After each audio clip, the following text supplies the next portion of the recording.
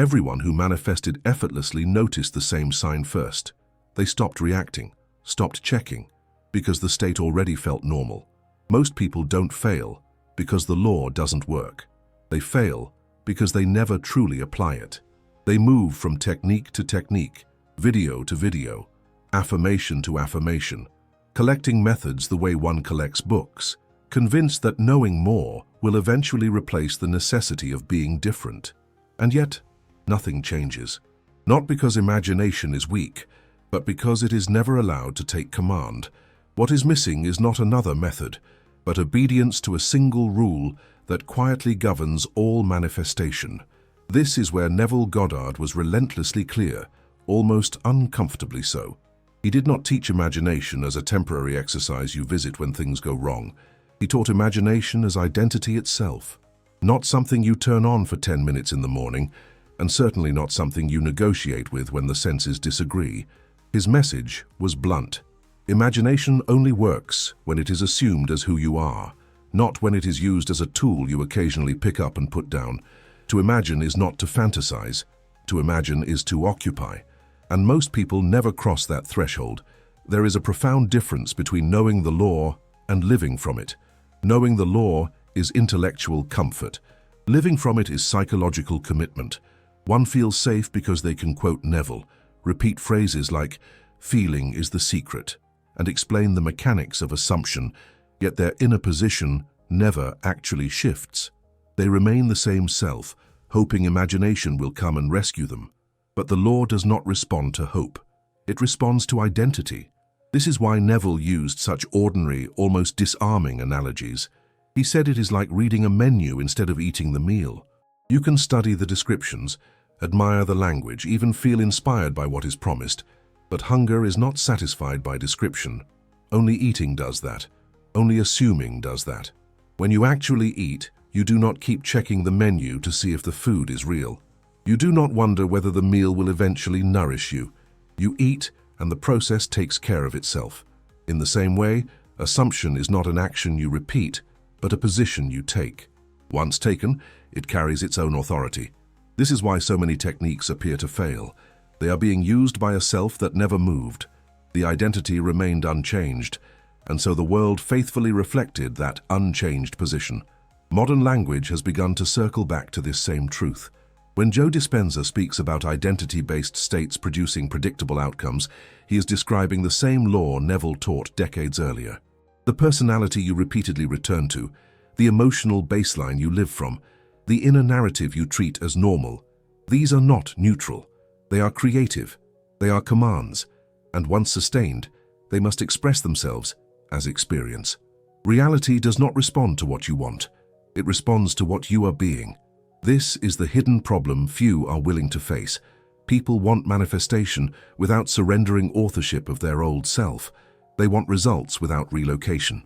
They want imagination to work around their identity instead of as their identity. And so they visit states instead of residing in them. They touch the end and then retreat back to the familiar, wondering why nothing holds. Neville warned about this repeatedly. He said imagination must be assumed with the same naturalness as your name, your age, your sense of being. Anything less is a visit. And tourists do not own property. This is why the rule sounds simple and yet feels elusive. Assume the feeling of the wish fulfilled and remain there. Not check on it. Not negotiate with appearances. Not repeatedly convince yourself. Remain. The difficulty is not in understanding the sentence. The difficulty is in accepting what it demands. A new self-concept that no longer asks for permission from the senses. Most people never apply it because they never decide to stay. They are waiting for evidence to grant them the right to assume, when assumption itself is the cause of evidence. And so this teaching stands quietly unchanged, indifferent to belief or disbelief. One rule governs all creation. It has never failed, and it never turns off. In the next moments, we will strip away the unnecessary effort, the ritualized repetition, and the misunderstanding that has kept this law theoretical for so many. What remains is not complicated, but it is uncompromising. When you see it clearly, you will understand why everything manifests exactly as it does, and why it can manifest no other way. Assume the feeling, and remain there. At the center of everything Neville taught is a rule so simple that the mind tries to complicate it in self-defense. Assume the feeling of the wish fulfilled and remain there, not as an exercise, not as a temporary mood, and not as a hopeful rehearsal for a future moment, but as a present fact. The law of assumption does not ask whether this feels reasonable, logical, or supported by evidence. It asks only one thing: where are you located in consciousness right now? Because that location, and that location alone, is creative. To assume is not to repeat words or generate emotion on demand. It is to occupy a position. Neville often reduced this idea to something almost embarrassingly ordinary. If you are sitting in a chair, you do not affirm the chair exists. You do not check repeatedly to confirm that it is holding you. You do not wonder whether, with enough belief, the chair will eventually support your weight. You sit, and because you sit, the chair must do its part. The assumption is silent, stable, and unquestioned. That is how manifestation works. Not through repetition, but through occupation. This is where most people misunderstand the law. They treat assumption as something they do, rather than somewhere they stand. They imagine the end, feel a surge of emotion, and then return to their usual inner position, expecting that brief visit to have authority over a state they live in the rest of the day. But manifestation does not respond to moments. It responds to residence. What you consistently return to as "this is who I am now" is what reality is compelled to organize itself around. When Neville spoke about assumption, he was not talking about pretending. He was talking about identity. To assume means "this is who I am now," before proof, before permission, before agreement from the world. And that statement is far more radical than it sounds, because the moment you assume something as identity, you stop asking whether it is working. You stop monitoring it. You stop trying to make it happen. The desire collapses into being, and being does not strain. This is why manifestation requires occupation, not repetition. Repetition belongs to doubt. Occupation belongs to certainty. A person who is wealthy does not rehearse the feeling of wealth all day. A person who is secure does not affirm safety every hour. These states are quiet, natural, almost boring, and that is precisely why they are powerful. Assumption works when the feeling becomes so familiar that it no longer feels like a technique, but like background reality. The law of assumption is unforgiving in this way. It does not reward effort. It rewards position. You can repeat the correct words with the wrong identity and see nothing change. Or you can quietly shift the identity and say almost nothing at all, and watch circumstances reorganize themselves without force. This is what Neville meant when he said, "Imagination creates reality." Not imagination as fantasy, but imagination as the place you live from. When you assume, something subtle but decisive happens. The question changes. Instead of asking, "How do I get this?" consciousness asks, "How would I naturally move if this were already true?" And that question is never answered intellectually. It is answered automatically through perception, behavior, timing, and encounter. The assumption begins to instruct life without effort, simply because life has no choice but to echo the position consciousness has taken. And yet, if the rule is this simple, the question inevitably arises, and it must be faced honestly. If all that is required is assumption, why does it fail for so many?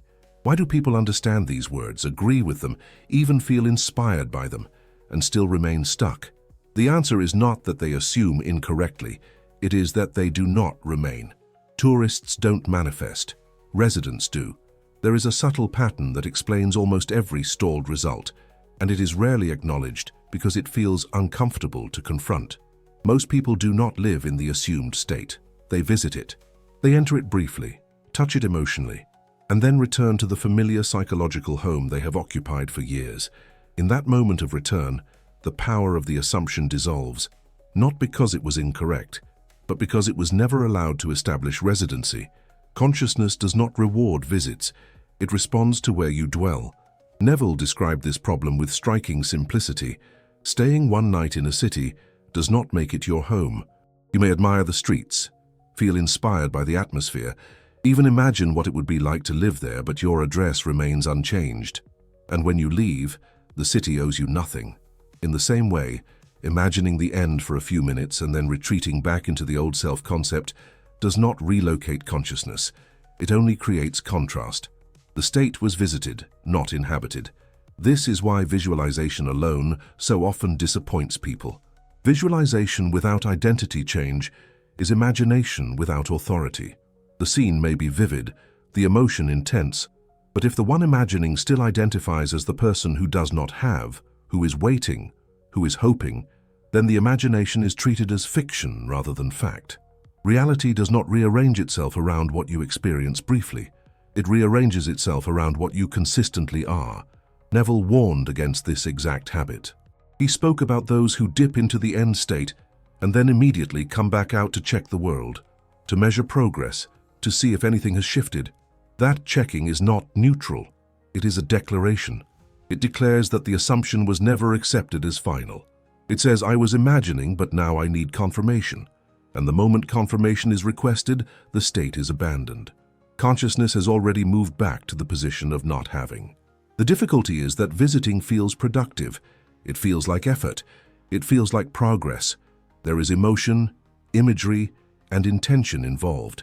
But effort is not the same as relocation. A tourist can walk the streets all day and still have no claim to the land. A resident does not need to explore constantly. They belong, and belonging is quiet. It lacks drama. It does not feel like something is being done. It feels like something has been decided. When someone truly assumes a state, they stop trying to enter it. They are already there. The internal dialogue changes without force. The emotional tone stabilizes. The urgency fades. There is less interest in techniques and more indifference toward proof. This is not because desire has died, but because the desire has been absorbed into identity. The wish is no longer in front of them. It is behind them. It is assumed. Most people are uncomfortable with this stage because it feels like doing nothing. There is no visible action to point to, no ritual to perform, no repetition to track. And so they return to visiting. They imagine again, feel again, hope again, and then retreat again. Each visit reinforces the idea that the state is somewhere else, something separate, something to be reached, and as long as it is treated that way, it remains out of reach. The law does not respond to intensity. It responds to consistency. A weak assumption held steadily has more creative power than a powerful emotional experience that is immediately abandoned. This is why some people appear to manifest effortlessly, while others struggle endlessly. It is not because they imagine better. It is because they remain. They stop commuting between identities. They stop going back and forth between faith and reaction. To apply the rule, persistence must be redefined. Not as repetition of techniques, but as loyalty to a position. Not as trying harder, but as leaving the old state less and less available as a place to return to. When consciousness stops treating the assumed state as a destination and starts treating it as home, reality has no choice but to follow. If this is shifting how you see assumption, subscribe, not for motivation, but to remain in the state that actually changes outcomes. Remaining is different from repeating. The word persistence has been quietly misunderstood, and that misunderstanding has exhausted more people than any external obstacle ever could. Persistence is often interpreted as doing something again and again, repeating affirmations, rerunning scenes, reinforcing belief through effort. But Neville meant something far more subtle and far more demanding. Persistence is not about how many times you repeat an idea.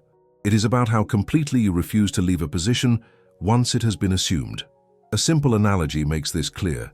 Holding a posture is not the same as flexing repeatedly. Flexing requires effort, tension, and constant renewal. Holding a posture requires alignment. Once the body is aligned, effort decreases. The muscles stop fighting gravity, and stability replaces strain. In the same way, persistence in assumption is alignment of identity, not mental exertion. When the assumption is correct, it does not need to be reasserted every few minutes. It needs to be maintained. This is why affirmations fail so often. The words themselves are not the problem. The instability of identity is. A person can affirm wealth while repeatedly returning to the inner posture of lack. They can affirm love while remaining internally guarded and uncertain. Each repetition becomes an admission that the state is not yet occupied. The words attempt to compensate for a position that keeps shifting, and reality responds faithfully to the shifting, not to the words. Neville's idea of persistence had nothing to do with effort. It had everything to do with non-reaction. Once an assumption is taken, the work is not to repeat it, but to refrain from contradicting it. This is where most people exhaust themselves.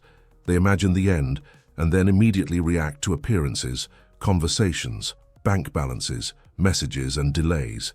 Each reaction is a departure. Each emotional correction is a quiet abandonment of the state. Remaining means allowing the assumption to stand even when the senses protest. It does not require emotional intensity. It requires emotional restraint. It is the willingness to let the world look the way it looks without allowing that appearance to redefine who you are being inside. This is not passivity. It is authority. It is the difference between someone who argues with circumstances and someone who outgrows them. Persistence, in Neville's sense, feels almost uneventful. There is no constant inner dialogue trying to convince or reassure. There is no need to prove the assumption to yourself. The state has already been accepted, and because it has been accepted, it becomes the reference point from which perception operates. Thoughts arise differently. Expectations soften. Time loses urgency. The assumption begins to function automatically, like gravity, rather than dramatically like a performance. What challenges this most is the immediacy of the senses. The moment an assumption is taken, the world often presents the opposite. This is not failure, it is echo. But without understanding persistence, people interpret the echo as contradiction and respond by re-engaging effort. They repeat techniques, intensify emotion, or abandon the assumption altogether. In doing so, they confirm that the state was never stabilized. Remaining is different from repeating because remaining implies trust. Repeating implies doubt. Remaining assumes the cause has been set. Repeating tries to set it again. And causes do not need to be set twice. They need to be left alone long enough to express. This is why Neville spoke so often about faith, not as belief, but as fidelity. Fidelity to an inner position that has already been chosen. But this reveals the next challenge immediately. Even when repetition is dropped and the state is assumed, the senses do not remain silent. They continue to report what has been, not what is being assumed. And without understanding the nature of appearances, even a stable assumption can begin to feel threatened. This brings us directly to the real adversary of persistence. Facts are the echo, not the authority. At some point, every assumption meets resistance, and that resistance does not come from the imagination itself. It comes from appearances. The senses rise up as if to challenge the inner position, presenting facts, data, timelines, and visible conditions that seem to contradict what has been assumed. And for most people, this is where the state collapses, not because the assumption was wrong, but because appearances were given authority they do not possess. Neville described this conflict as divided consciousness. One part of the mind accepts the assumption, while another remains loyal to what the senses report. The result is oscillation. One moment, the state feels real. The next moment, the world speaks louder. But the law does not negotiate between these two positions. It expresses the dominant one, and dominance is determined not by intensity, but by agreement. Whichever voice is treated as final becomes the cause. The echo analogy reveals this with clarity. If you shout into a canyon, the sound returns moments later. Hearing the echo does not mean the shout has not already happened. It means it has. The echo is delayed, secondary, and inevitable. But if someone hears the echo and assumes the shout must still be made, they misunderstand the sequence. In the same way, facts are not causes. They are echoes of previous assumptions. Reacting to them as if they are authority only perpetuates the cycle. This is why checking results is so destabilizing. The act of checking is not neutral observation. It is a movement of consciousness. It asks the external world to confirm an internal decision, and the moment confirmation is required, authority has been transferred outward. The assumption is no longer sovereign. It is now conditional. And a conditional assumption cannot remain stable because it is constantly renegotiated by appearances. Neville instructed his students to ignore the mirror, not as an act of denial but as an act of causality. The mirror reflects what stands before it. It does not initiate images. Arguing with the reflection never changes the one being reflected. And yet, most people spend their energy trying to persuade the mirror to change while remaining the same. They analyze circumstances, interpret delays, assign meaning to silence, and react emotionally to fluctuations that are simply the aftermath of prior states. To remain in the assumption requires a different relationship with facts, Facts are acknowledged without being consulted. They are seen without being obeyed. This does not mean pretending they do not exist. It means understanding their position in the chain of creation. They are behind you, not in front of you. They are the residue of where consciousness has been, not a verdict on where it is now. When appearances are given less attention, something unusual happens. The assumption stabilizes. There is less internal debate. The need to defend the state fades. Reality is allowed to rearrange itself without constant interference. This is what Neville meant by faith, not as blind belief, but as loyalty to cause over effect. The assumption is treated as the originating point, and everything else is allowed to catch up in its own time. Most people never reach this stability because they interpret contradiction as instruction. They assume the world is telling them what to do next, how to feel next, or whether to continue. But the world is only reporting. It has no initiative of its own. Initiative belongs to consciousness alone, and once that is understood, appearances lose their power to destabilize the state. The question then becomes not how to fight appearances, but how to outgrow their influence entirely. How does an assumed state become so natural, so settled, that external conditions no longer provoke inner movement? The answer lies not in force, but in a particular quality of feeling that seals the assumption from within. What feels natural is what manifests. There is a precise inner signal that reveals when an assumption has been accepted, and it is not emotional intensity. Neville did not point toward excitement or dramatic conviction when he spoke of feeling the wish fulfilled. He pointed toward naturalness. The state that manifests is the one that feels ordinary, familiar, and unquestioned, because consciousness only externalizes what it has already normalized. This can be understood through something entirely neutral, like your own name. You do not feel excitement about it, nor do you attempt to prove it. You simply know it. That quiet knowing carries more authority than any emotional surge ever could. In the same way, when a desire is assumed correctly, the feeling shifts from anticipation to acceptance. The wanting dissolves into being, and with it, the emotional charge softens. Relief and calm are not signs of loss or indifference. They are evidence that the assumption has been sealed. When something is truly assumed, it no longer demands constant attention. The mind stops circling it, not because faith has weakened, but because the desire has already been internally satisfied. Excitement often signals that something is still positioned in the future, while naturalness signals presence. Neville emphasized feeling because feeling is what stabilizes identity. Visualization only serves to arrive at that inner settlement.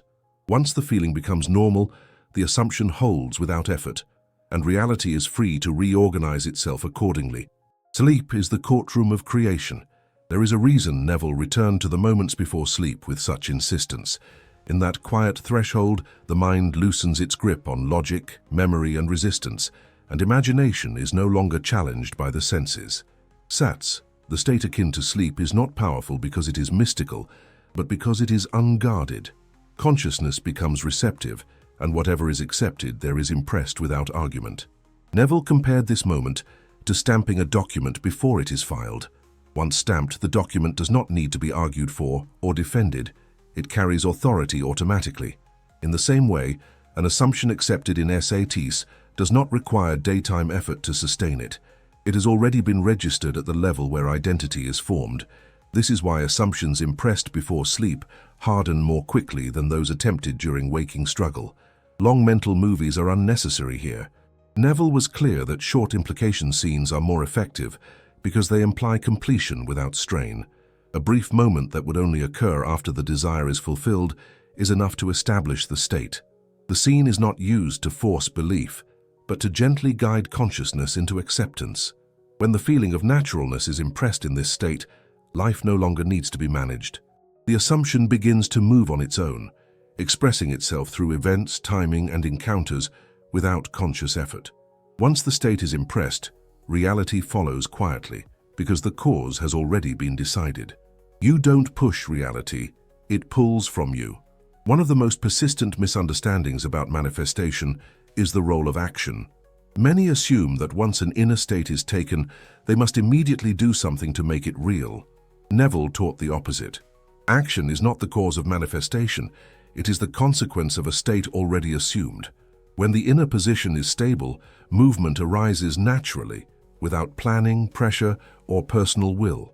Neville described this unfolding as the bridge of incidents. Events do not line up in advance to prove the assumption. They appear as you move, one step at a time, often disguised as ordinary decisions, casual encounters, or spontaneous impulses. Like doors opening as you approach, they are invisible until they are needed. Trying to force action before the state is assumed only recreates effort and reinforces the identity of someone trying to make things happen. When the assumption is held, action no longer feels strategic. It feels obvious. There is no sense of pushing reality forward or correcting it into compliance. Reality responds instead, drawing the appropriate movement out of you. This is why inspired action cannot be manufactured. It arises from identity, not intention. Neville emphasized non-interference because interference comes from doubt. Once the cause is set in consciousness, life reorganizes itself efficiently, often in ways the rational mind could not predict or design. Action then becomes a byproduct of alignment rather than a requirement for results. You are always assuming something. One of the most sobering realizations Neville offered is that the law of assumption is never inactive. It does not wait for intention, belief, or spiritual awareness. It operates continuously because consciousness itself never stops taking positions. Even when you believe you are doing nothing, you are assuming something. Neutrality is an illusion. There is always a state being occupied, and that state is always creative.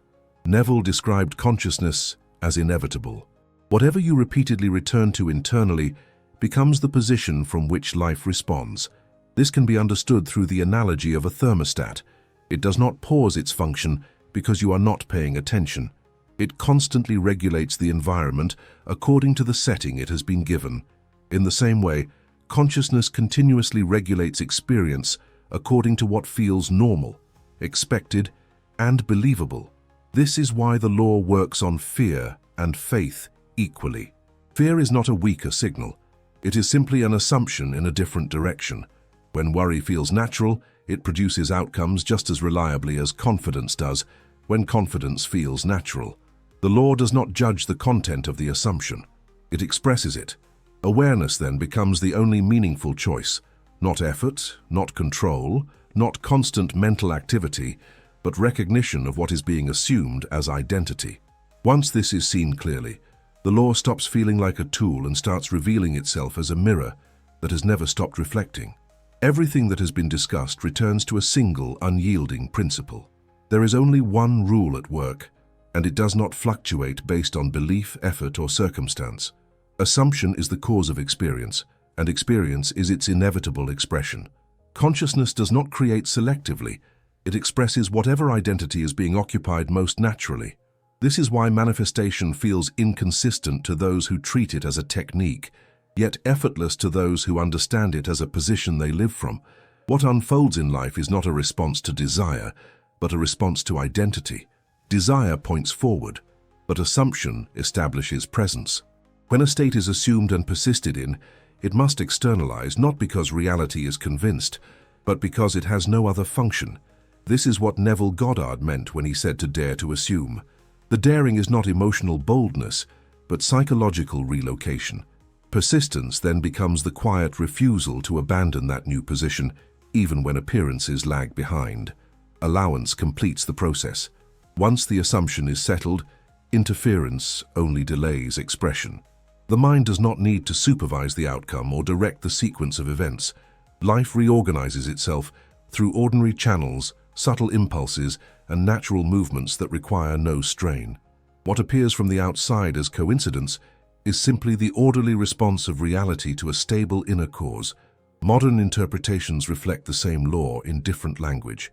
Joe Dispenza describes sustained identity as the predictor of external conditions, because what is repeatedly embodied becomes neurologically and emotionally normal and therefore physically expressed.